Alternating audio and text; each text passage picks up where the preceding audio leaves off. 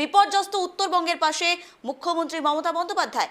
জলপাইগুড়ি আলিপুরদুয়ারের পর এবার দার্জিলিং কার্শিয়াংয়ে মুখ্যমন্ত্রী। আজ মঙ্গলবার বেলা 12টায় তিনি কার্শিয়াংয়ে যাবেন এবং সেখানে সুখিয়া প্রকৃতিতে যাবেন বলে সূত্রের খবর। সেখানেই তিনি দুর্গত মানুষের হাতে ত্রাণ সামগ্রী তুলে দেবেন এবং তাদের সঙ্গে কথা বলবেন বলে প্রশাসনিক সূত্রে এই মুহূর্তে খবর জানা যাচ্ছে। অর্থাৎ আমরা দেখেছিলাম যেখানে বন্যা পরিস্থিতি তৈরি হয়েছিল উত্তরবঙ্গের একাধিক জায়গায়, জলপাইগুড়ি থেকে শুরু করে আলিপুরদুয়ার থেকে শুরু করে দার্জিলিংয়ের একাধিক জায়গা, একে একে প্রতিটি জায়গা কিন্তু মুখ্যমন্ত্রী মমতা বন্দ্যোপাধ্যায় যাচ্ছেন, সেখানকার পরিস্থিতি খতিয়ে দেখছেন, সাধারণ মানুষের সঙ্গে কথা বলছেন, বিপর্যস্ত যারা রয়েছেন তাদের হাতে ত্রাণ সামগ্রী তুলে দিচ্ছেন। এই মুহূর্তে আমাদের সঙ্গে টেলিফোন লাইনে রয়েছে প্রতিনিধি অংশুমান, তার থেকে আরো বিস্তারিত জানবো। অংশুমান, মানবিক মুখ্যমন্ত্রীর পরিচয় আমরা গত কয়েকদিন থেকে দেখতে পাচ্ছি, এর মধ্যেই আজ তিনি কার্শিয়াংয়ে যাবেন, সেখানে সুখিয়া প্রকৃতিতে যাওয়ার কথা রয়েছে। অংশুমান, আর কি আপডেট মিলছে এই মুহূর্তে, কি জানা যাচ্ছে প্রশাসনিক সূত্র থেকে, তার কর্মসূচি কি কি রয়েছে মুখ্যমন্ত্রীর? অংশুমান, দেখো, গতকালকে মুখ্যমন্ত্রী আলিপুরদুয়ার থেকে জলপাইগুড়ি বিভিন্ন দুর্গত মানুষদের সঙ্গে কথা বলে তাদের ত্রাণ তুলে দেওয়ার পর রাত্রিবেলায় কার্শিয়াং এসে পৌঁছেছেন এবং কার্শিয়াং আজ থেকে রাতকে সকাল 8টা নাগাদ তিনি পৌঁছে যাবেন সুকিয়া প্রকৃতিতে। সেখানে মিরিকে যারা ধসে বিধ্বস্ত মানুষ রয়েছেন তাদের কাছে ত্রাণ সামগ্রী তুলে দেবেন, তাদের সঙ্গে কথাবার্তা বলবেন। কথাবার্তা বলে তিনি সোজা চলে যাবেন দার্জিলিংয়ে রিচমন্ড হিলে তার রাত্রি বাস করার কথা রয়েছে এবং আগামীকাল তিনি কালিম্পং এবং দার্জিলিং জেলা প্রশাসনিক কর্তাদের নিয়ে একটা প্রশাসনিক বৈঠক করে বৃহস্পতিবার তিনি কলকাতায় ফিরে যাবেন। এই যে দুর্যোগের পর মুখ্যমন্ত্রী বারবার করে আসছেন, এই দ্বিতীয়বার সফরে তিনি দেখেছি যে বিভিন্ন দুর্গম এলাকাগুলো তিনি কিন্তু সমস্তটাই পায়ে হেঁটে কষ্ট করে পৌঁছে গিয়েছেন, মানুষের কথা বলেছেন। ঠিক একইভাবে পাহাড়বাসীর পাশে যে তিনি আছেন সেই জানান দেওয়ার জন্য কিন্তু তিনি আজকে সুকিয়া প্রকৃতিতে এবং আজকে ত্রাণ সামগ্রী তুলে দেবেন বলে খবর পাওয়া গেছে। অংশুমান, তোমার থেকে জানতে চাইবো, একদিকে আমরা দেখতে পাচ্ছি মুখ্যমন্ত্রী মমতা বন্দ্যোপাধ্যায় ত্রাণ শিবিরে গিয়েছিলেন, ত্রাণ সামগ্রী তুলে দিচ্ছেন বিভিন্ন যারা যারা প্রাণ ক্ষমা করবে বন্যাতে যারা কবলিত এলাকায় যারা আহত হয়েছেন কিংবা যাদের প্রাণ গেছে, বিভিন্ন সময় দেখতে পাচ্ছি গতকালও চাকরি বিলি করেছেন।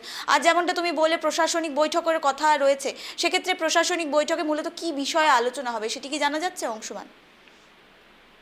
দেখো, প্রশাসনিক বৈঠক তিনি করবেন।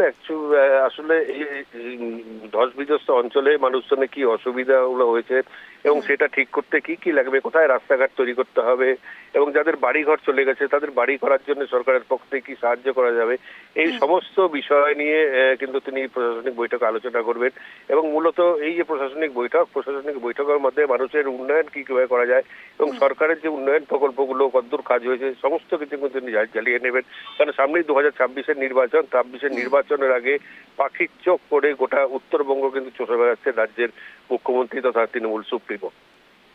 অংশুমান, তোমার থেকে আরও জানতে চাইবো, উত্তরবঙ্গ একটি পর্যটন কেন্দ্র হিসেবে বিখ্যাত, সেক্ষেত্রে দুর্গাপুজোর পর থেকেই আমরা দেখছি বিপর্যস্ত হয়ে রয়েছে উত্তরবঙ্গ, সামনেই দীপাবলি উৎসব রয়েছে। কি মনে হচ্ছে দীপাবলির আগে কি উত্তরবঙ্গ ফের একবার নিজের যে হারিয়ে যাওয়া পর্যটন শিল্পকে আবার তুলে ধরতে পারবে? অংশুমান, দেখো, পর্যটনে একটা ধাক্কা এসছে, এটা সত্যি কথা যে যেভাবে দুর্যোগ হয়েছিল, যে রাস্তাঘাট বন্ধ হয়ে গেছিল, অনেক পর্যটক আটকে গিয়েছিল এবং তাদেরকে কিন্তু রাজ্য সরকার সমস্ত রকম সহায়তা দিয়ে তাদেরকে যে যাদের গন্তব্যস্থলে ফিরিয়ে দেওয়ার ব্যবস্থা করেছেন। এনবিসির পক্ষ থেকে বেশ কিছু বাসও চালানো হয়েছিল, স্পেশাল বাস, সেই বাসে করে কিন্তু সবাই ফিরে গিয়েছেন। কিন্তু পর্যটকদের মনে একটা আশঙ্কা যে এটা এখন আসলে তারা হয়তো আটকে যাবেন না, যা অবস্থা রাস্তার। 10 নম্বর জাতীয় সড়ক মাঝে মধ্যেই বন্ধ হয়ে যাচ্ছে, টানা বন্ধ চলছে, 17 তারিখ পর্যন্ত ওখানে বন্ধ করে কাজকর্ম হচ্ছে।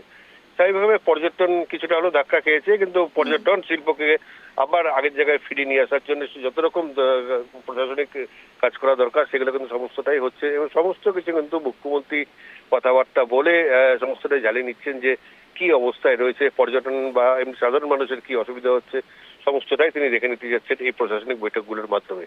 বেশ, ধন্যবাদ অংশুমান আমাদের সঙ্গে থাকার জন্য।